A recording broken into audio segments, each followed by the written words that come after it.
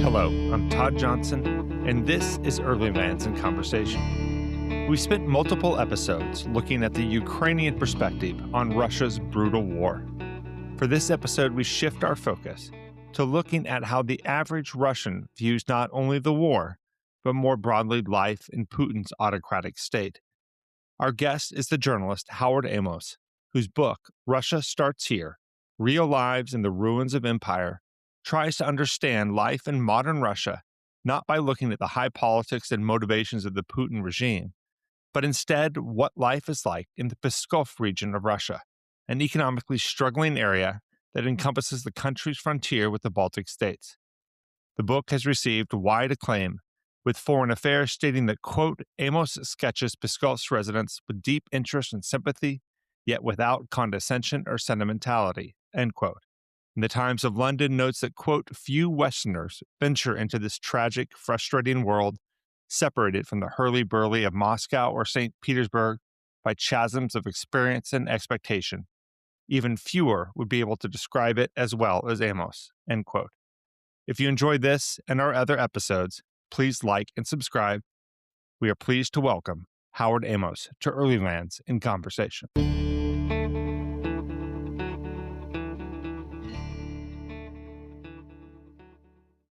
Howard, thank you very much for joining us today. Where are we catching at? Somewhere in the UK, I presume.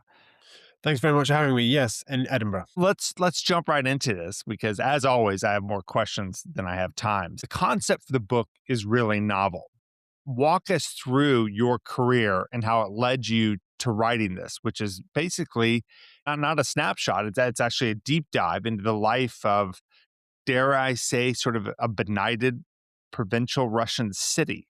Sure. So I have to go quite far back. So basically, I was lucky enough to study Russian at school, and I didn't study Russian at university. I studied history, but in a sort of bid to keep up my Russian in my second year of university, at the end of my second year, I found this volunteering opportunity. There was a Russian charity that was looking to recruit volunteers to work at an orphanage in the region that I write about, Pskov region, for their summer camp. So they put on the summer camp with sort of games, developmental activities. Right. And this is kind of the early to mid 2000s, right? This is 2007, yeah. Right. So I went for a month that summer with some to Pskov region for the first time to do this volunteering, and that left a very deep impression. I went back in subsequent years for this summer camp, several years in a row. After I finished university, I spent almost a year, working for the charity and living near the orphanage. Then I moved to Moscow and became a journalist, and I sort of kept in touch with the people in places that I knew in Pskov region, and go back, occasionally for reporting and also, just to see people. And then I sort of got to this point where I wanted to write something about Russia. I'd been reporting on the country for a while. I wanted to write a book. And so I sort of realized my knowledge of Pskov region was a sort of my USP, because that sort of differentiated me from certainly other Western correspondents. And and also the other reason for writing was that I realized over the course of whatever it was, almost a decade, or a bit less than a decade, working as a reporter in Moscow, I'd be writing about the oil industry or corruption in the oil industry or opposition protests or election fraud or whatever it was. The sort of 40,000-foot look at Russia, the big politics, high politics, right? Exactly, yeah. And what you read about Russia mostly in the Western, media. And often whenever I was asked about Russia, by friends or family, or why is Putin doing this, or like why do Russians support Putin, or whatever it might be, or even editors, I often found myself reaching for the people and places I knew in Pskov region as a better way to try and understand what was going on than what people told me at opposition demonstrations in Moscow, which is the real Russian, right? Quote unquote the real Russia, yeah. So those were the sort of motivations for the book, and then I realized, if you go into a bookshop and you look at all the books, nonfiction books written about Russia, it really is a tiny fraction that are written about the Russia that's outside Moscow and St. Petersburg, and certainly outside the big cities. And then even if books are written like that, there are some books, for example, where Western correspondents would go to provincial Russia and try and write about it. You read them and you it's interesting, but these people are writing about this place through the lens of their sort of Moscow journalist lens. I'm exaggerating here, but they'd go to somewhere in Siberia and asked people about LGBTQ rights because that was the sort of issue of the day in Moscow. But it always feels a bit grating because that's sort of bringing your your lens, Right. specific lens to it. So yeah, so for all these reasons, I decided to write about Pskov region, and the And idea was to write each chapter is about a different person almost, and the idea was to take stories of people from the region. right. Tell us, Pskov as a region, kind of where it's located, geography and industry. Just give us a sense of the city and the region. Mhm. So the region is picture it's just under St. Petersburg, the region surrounding St. Petersburg. It includes Russia's international border with Latvia, Estonia, and Belarus. So it borders NATO and the EU. Right. It's sort of shaped like a sort of kidney bean. There are about 580,000 people that live there. Most of those people live in either the city of Pskov, which is the capital of the region, or the other big city. It's called Veliki Luki, which is in the south of the region. And everyone else lives in villages or small towns, towns who talk to 20,000 people. Um, Pskov is, a very old city. It's very beautiful in the center, but you go to the sort of outskirts and out into the towns and villages, and it's a very poor place. Like, it is a very deprived Russian region. The levels of poverty are very high. It's also a very old region, so the average age is particularly high even for Russia. It's one of the fastest depopulating regions in Russia. It doesn't have very much industry because Russia's industry is traditionally away from the border where the enemies won't seize it if they invade. So it's sort of the economy is tourism a bit. There is a bit of industry. There was quite a lot of trade across the border. Most of that's now shut because it doesn't exist anymore because of the war. I think it's before the war, something like 10% of Russia's foreign trade went across that border. So you go out into the towns and the villages, and there are beaten earth roads. No one Right. has running water. Toilets are in Mhm. outhouses, and the villages are like very sort of traditional Russian villages in that sense. So tell that sort of idea of Russia's window on the West, because the border with the Baltic states, literally bordering the Baltic states and NATO. Is there a cognitive dissonance around how residents of the region view the West? NATO is framed by Moscow, by the regime as an existential threat. But this region has been literally on the border with the EU and NATO for decades. How does that play in terms of how your average resident views the narrative from Moscow and then views their narrative, their neighbors just across the international frontier? Yeah, it's a good question, and I think really what you get in these situations is people who actually live on these borders don't see the people who live a few kilometers away as an existential threat. And I mean, this is true. I remember this before the full-scale invasion of Ukraine in 2022. Reporters would go to, Ukrainian villages or Russian villages on either side of the border and would ask people, and they know this can never possibly happen. And I think that's true in Pskov region. I spent a bit of time in Estonia as well, and I don't think people on either side of the border really they find it impossible to you sort of comprehend that something like that could be possible. And there's none of the sort of hatred. I mean, Right. I don't, There's I not wouldn't a there be dragons there sort of sense, right? Right across No, the barbed I wire. don't think I've ever encountered anything like. I mean, there is a bit of sort of they use ethnic slurs. There's sort of ethnic slurs for Estonians that you would encounter people using those in Pskov region, and there is this sort of narrative that often again a propaganda narrative that goes back to the Second World War. The idea of the Estonians collaborated with the Nazis, they're sort of traitors. There is a bit of that. You definitely come across that, and that's sort of fueled by propaganda and officials and so on, but certainly not hatred. And I nor did you really find this idea that NATO is a threat to Russia. And I never came across anything like that. And in fact, maybe we'll go on to talk about this, but I profiled the widow of a soldier who was killed in Ukraine. She literally, her and her husband, and he volunteered to go off and fight in Ukraine Oh. in the first year of the war. And they literally lived, whatever it was, like 20, 30 kilometers from NATO. And that was not a reason. She didn't see Right. that. I mean, you captured it that he didn't have any innate hatred of Ukraine or of the West, but yet he volunteered and died. Why? Maybe I'll just take a step back here. Like I wrote the book. I started writing the book before the full-scale invasion and sort of finished it afterwards. This became one of the sort of questions hanging over a lot of the book. And this is one of the questions people ask me about Russia, and I write to do so. Why does these people go off and fight in Ukraine? Why are they happy to go and not just kill Ukrainian civilians, but often do terrible things. And I think that kind of hangs over the book. And when I was writing it, certainly after the first invasion, that was one of the questions that I was thinking about. And this chapter was a sort of explicit attempt to address that. Oh, I hope it comes out in other parts of the book, but this chapter Right. was sort of explicit. So I spoke to this widow of this soldier, and her husband volunteered to go and fight at the end of 2022. What I found really was that it was very striking, like his motivations as far as I could make out by his widow. He didn't see Ukrainians as a threat. He wasn't particularly interested in empire building. He certainly didn't see NATO as a threat, and he actually wasn't motivated by the money. There was a sort of uh, maybe hatred is a strong term. Maybe there was obviously a bit of derision and a bit of hatred of Ukrainians. I mean, she used sort of ethnic slurs that Russians use about Ukrainians and was quite dismissive.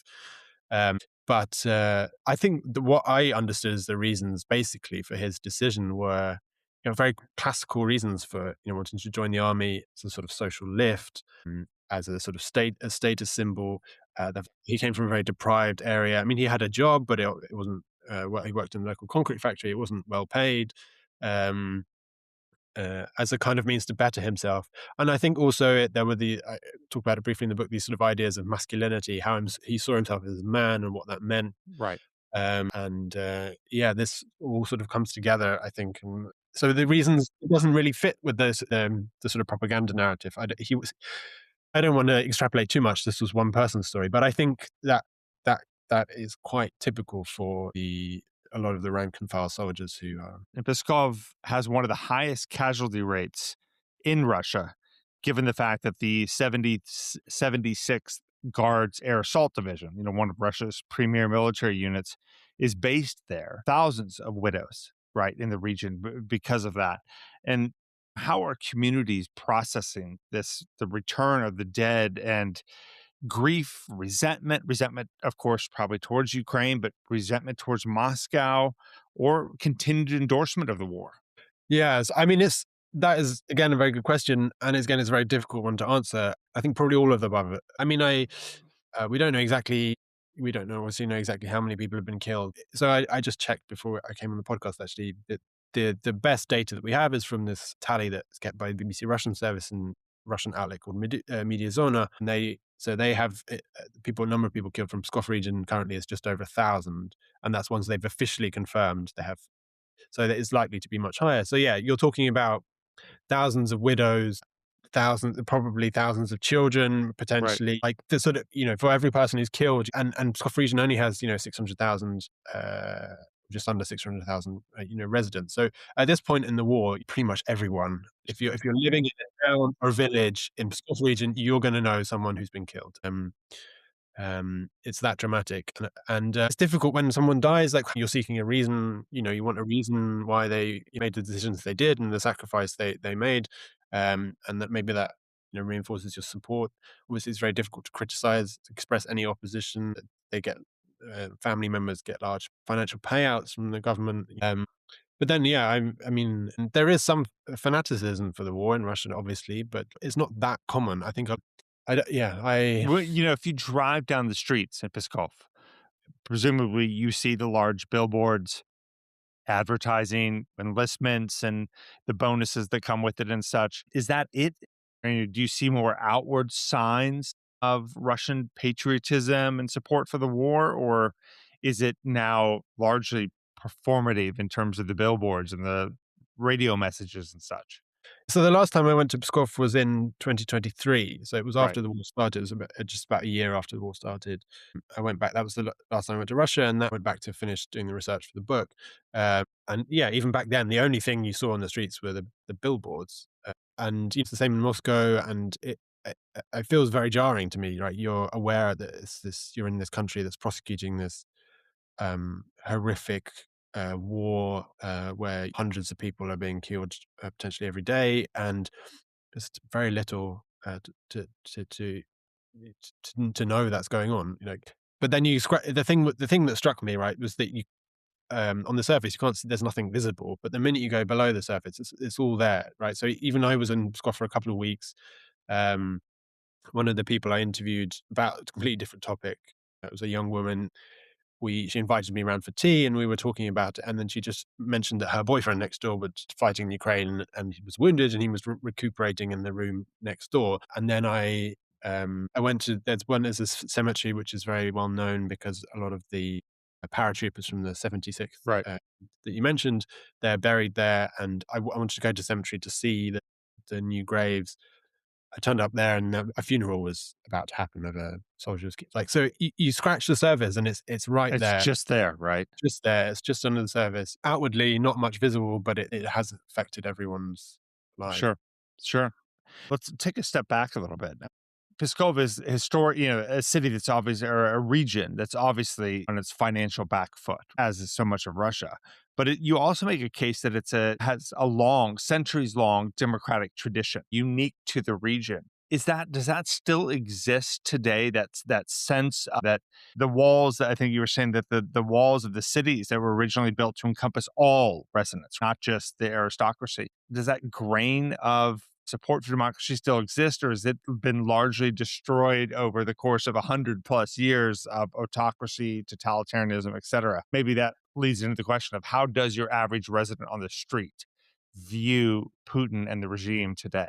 Right. So yeah, short answer to your question about democracy in Pskov is it doesn't exist. And the sort of heritage that you're referring to is there's this period in the Middle Ages when Pskov was a sort of a city republic, and it had these democratic traditions whereby it elected its leader. But then it was subsumed into the expanding Muscovite Right. Empire in the 15th century. So it's half a That's millennium long in the rearview mirror then. Yeah. long in the rearview mirror. I mean, um, I do in the book sort of make the case that there are sort of echoes. I wouldn't go any further than to say there were echoes of this. There was a statue erected recently of a bell paid for by local councillors, which is a symbol of this city republic. I profile this man, Lev Schlossberg, who's a sort of opposition figure, a member of the Yabloko party, which is sort of this liberal party in Russia, which is sort of cooperates with the authorities basically and is allowed to exist. And Schlossberg is he's a very interesting figure, and he's been very active in Pskov's politics for 2 decades.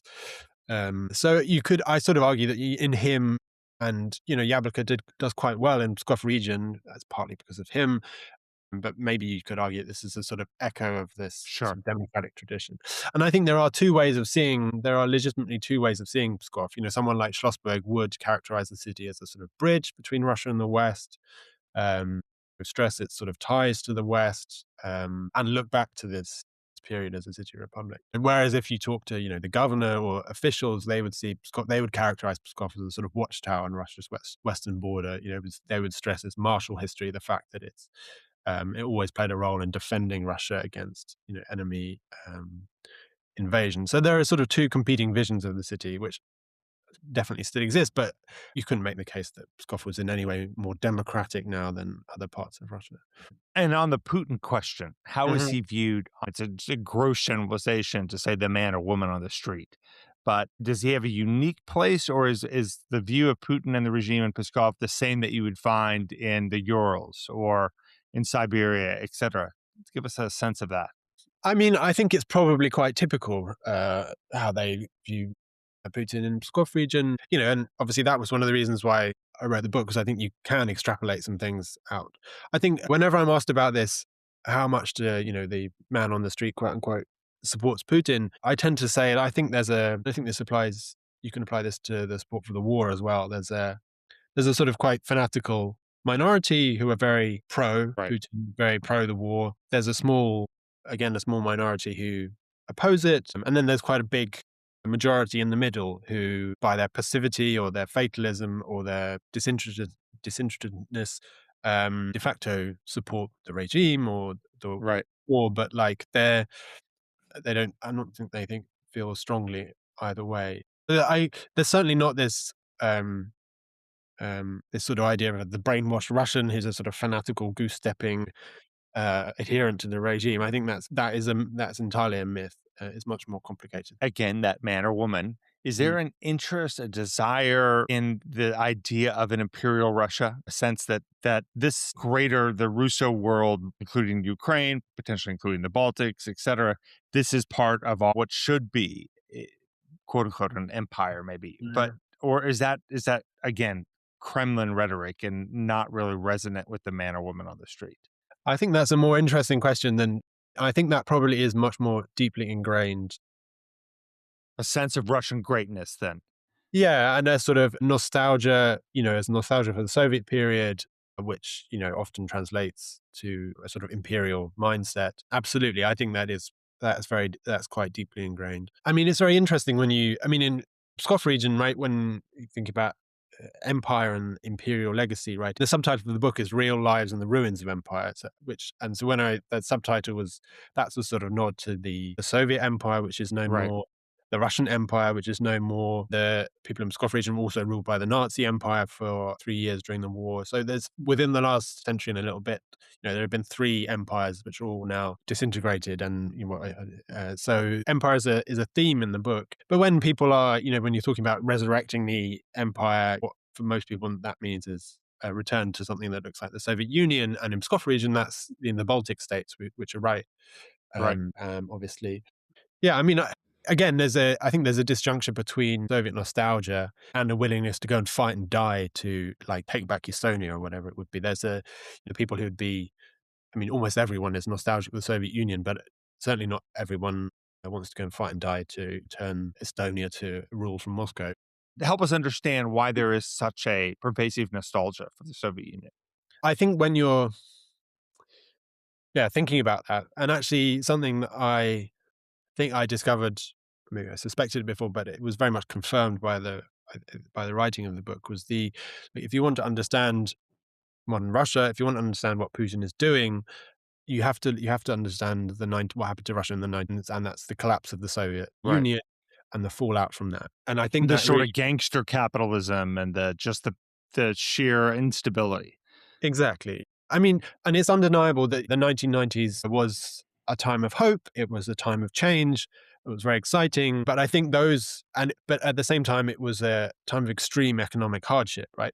And so if you're writing or thinking about it from somewhere like Moscow, there are lots of people who look back on it with great fondness. It was a time of freedom as well. And, but if you talk to people in somewhere like Pskov, no one was really thinking about freedom or democracy or hope. It was just an economic disaster that they were Right. trying to muddle through.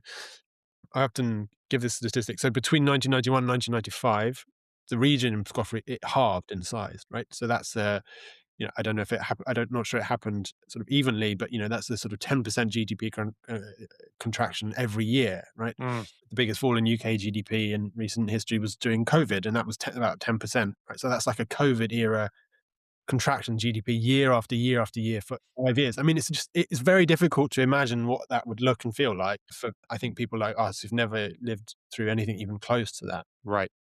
And it's hyperinflation and unemployment and people not getting paid and losing their jobs Public and services crumbling and collapsing. Yeah, I mean, they were already crumbling under the Soviet right. Union, but Right. yeah, but it does all get wrapped into this idea of this what's happened when the Soviet Union collapsed.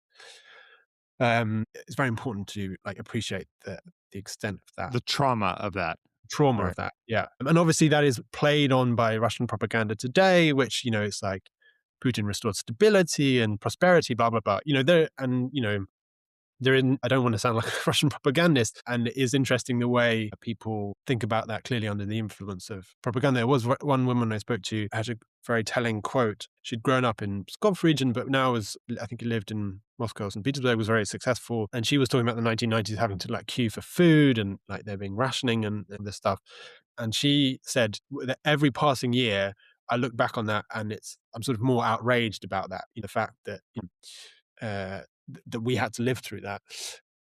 I think that is absolutely key to understanding what's going on today, that what happened between the late 1980s and the late 1990s.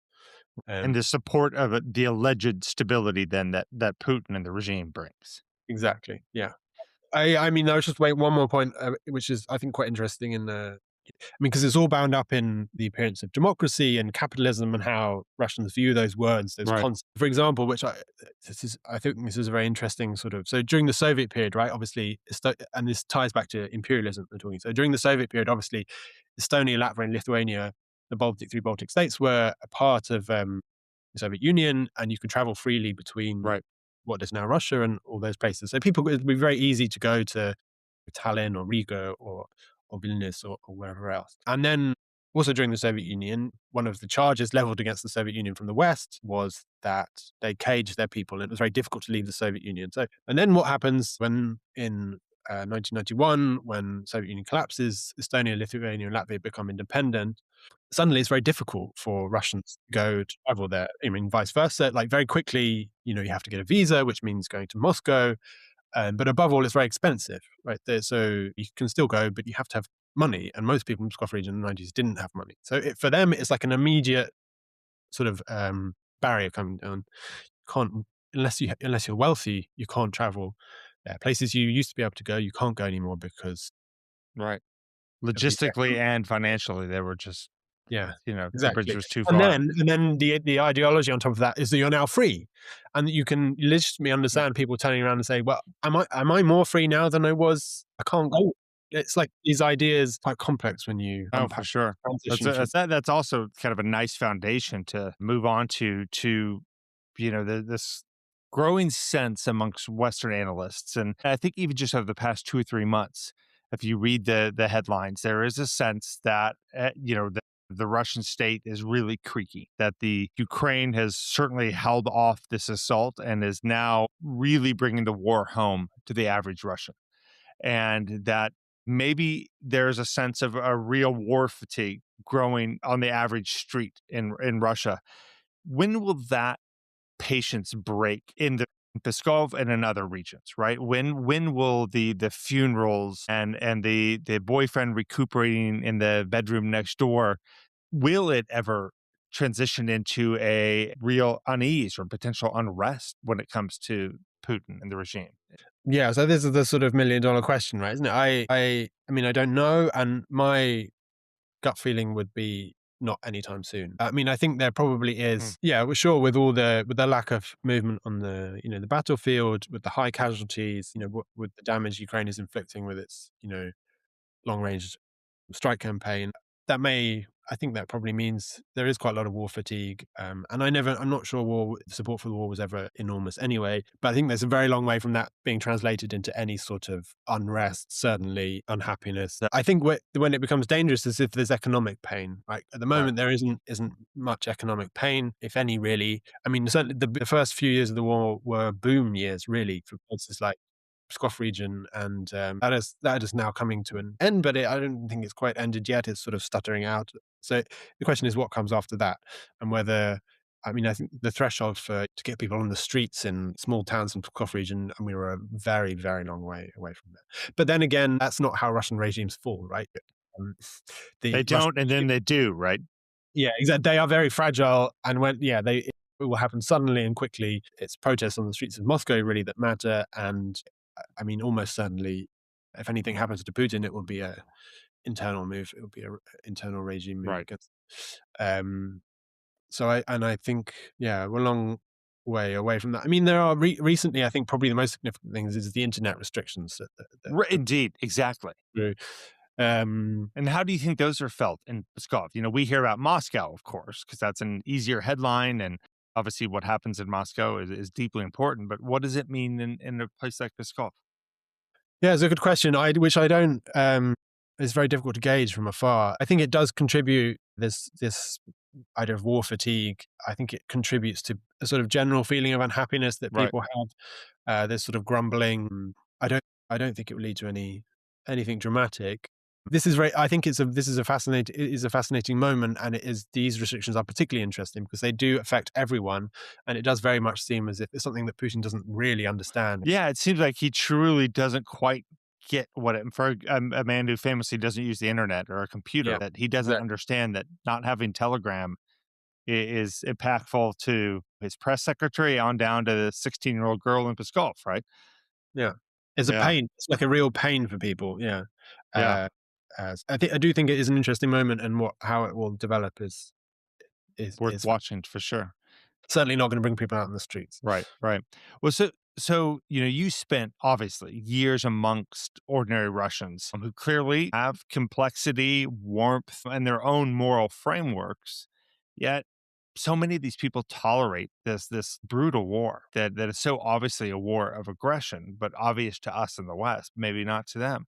But how do you avoid the twin traps of either demonizing Russians collectively, such as how could you support this monster in the Kremlin or this monstrous war, or being too forgiving of their complicity because of all that they've endured? How do you balance that?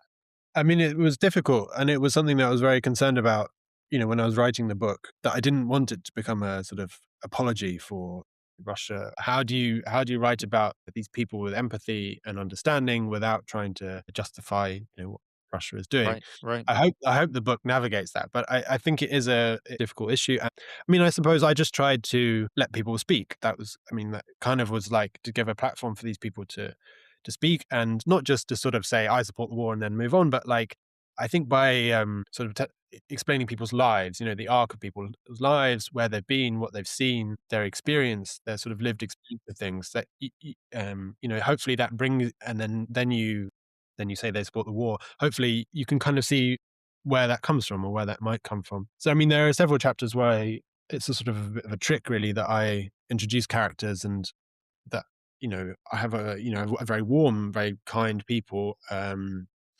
Particularly, this is the first chapter. Basically, I'm thinking of this elderly couple who I spent a lot with when I first went to Pskov region, and were very kind to me for many years.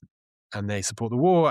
But for in terms of the book, I tell their sort of story, where they were born, where they grew up, what they've seen, and then at the end, I talk about how kind and warm they are, and then at the end, I sort of pull the rug out of under the reader's feet by sort of saying, "Oh well," and they also support the war. Of course they do, and it's how you square that. And I mean, I find it difficult to square I myself. was just going to say, can you square it? Right, Yeah. I'm not sure you can. I mean, well, it's true. People can be kind and warm to some people, and then shoot other people in the head. Like that's right. that's just human nature, isn't it? Like, Humans do monstrous things, right? And exactly. beautiful things, and the same Yeah. people can do the same things, right? So I don't think there is an answer to that question, which is why we have good journalists who help us try to think about it in a more nuanced way. Yeah. Well, I'm looking at the clock and I can't believe we've already reached 40 minutes. But as we reach our close, let's, shift from this fascinating topic. Presumably you've given yourself a break from Russia. What's next? What's next on the agenda for you? What book is on the laptop right now, or what reporting trip is next for you? So I found out quite boring answer that in that I'm just sort of ending a period of paternity leave. That is not boring. As a father of three kids, there's nothing, may not be exciting from a headline state, but there's Yeah. nothing boring about paternity. Yeah, true. Yeah, the boring wrong word. So yeah, I'm sort of thinking about my next sort of moves at the moment, and I've got a couple of ideas, but I sort of need time to think about whether Sure. they are going to work. And Paternity these leave is also not a time to think. You're only thinking about changing nappies or the next nap time, right? exactly, yeah. I thought I thought the stuff would sort of sort of bubble away, but it hasn't really. So I need to get back to it. But it is quite just a more sort of bigger point. It's quite interesting, and I think a lot of people who are Russia experts, quote unquote, find themselves up against this. In that, what do you do when you can't go, or you certainly can't go to do proper reporting? How do you write about Russia? How do you think about Russia? Like, what do you do? If I could go anywhere in Russia, I've got a million ideas, but And can you go? Are you able to go, or you haven't quite tested that out? no one knows really, right? Right. It's just how it depends on your calculation of risk. And my calculation of risk at the moment would be best not to go. I think if there was something sort of non-political, say I decided to write a book about a episode in history or something, and I wanted to go to the archive in Moscow and do a bit of, I think maybe that might be possible. But certainly going to, I don't know, Pskov region and trying to do reporting, I think that would be asking for um, Right. something Right. bad to Your happen. own headlines you probably don't want, right? Exactly, yeah. And even then, I think the chances of ending up in prison for a long time are small. But then, I really don't want to end up in a Russian prison. It's not what I want like to do. So, But give us a book or two that you would recommend if someone says, "My God, this is fascinating. I want to understand Russia better." I'll give you a couple of books which are sort of contemporary nonfiction that are not about Russians' big cities, and I think which are very Wonderful. interesting. Which, if you want to sort of Yeah, we'll put them in the show notes for sure. Yeah. broaden your horizon. So one of them, I can give you loads, but I'll give you three. One was Tom Parfit's book, High Caucasus. I don't.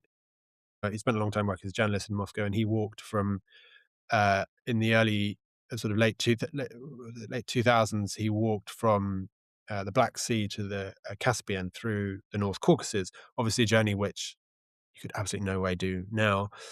Um, and he writes this book about this journey, sort of looking back for sort of 20 years later. So it's a lovely evocation of that part of Russia. And Ah, fantastic. Sounds a very Patty Firmer or Tim Butcher style walk yeah, across history. exactly. And he's a journalist as well, so he's very aware of all the, the Right. politics and stuff as well. So that's a wonderful read. Another one, there's a book called Owls of the Eastern Ice, a guy called Owls Jonathan of the Eastern Ice. Ice, yeah, by a book called Yeah. someone called Jonathan Slacked. He studies owls, so he's looking for this very rare owl. He travels around the Russia's Far East looking for this owl. It's not about politics at all, really, but it's a very lovely evocation of that, again, that part of the world, which, and from a quite an unusual aspect. There's a book, maybe two others. There's a book called Black Earth City. Someone called Charlotte Hobson, who she spent a year in Voronezh, the city in the south of Moscow, when she was a student. And it's a lovely, it's just again a lovely evocation of Black Earth City. Black Earth City, yeah. And a lovely evocation of a Russian regional city. It's like to live there. And then finally, this is much harder to find, but there's a book which I came across called Stork's Nest by a Hmm. woman called Lynn Williams, who's now dead. But she, I think this must be in the early 2000s, late 90s. She spent some time in living in a village in Russia's Bryansk region, which is again Western Russia, uh, and she was there because she was dating this man who worked for the WWF, and I mean that's maybe a less sort of polished prose, but it's very heartfelt. It's a very charming evocation of village life and what it's like to live in these spaces. I think we need more of that and less of, inside Putin's inner circle. Yeah. You can only write that book so many times, and it's been done wonderfully, but Yeah. very few books about provincial Russian cities. So, well, Howard, I can't thank you enough for coming on here and answering myriad questions. The book is Russia Starts Here: Real Lives in the Ruins of Empire by Howard Amos. I can't recommend it more highly. Howard, thank you so much for joining us. Thank you so much for having me.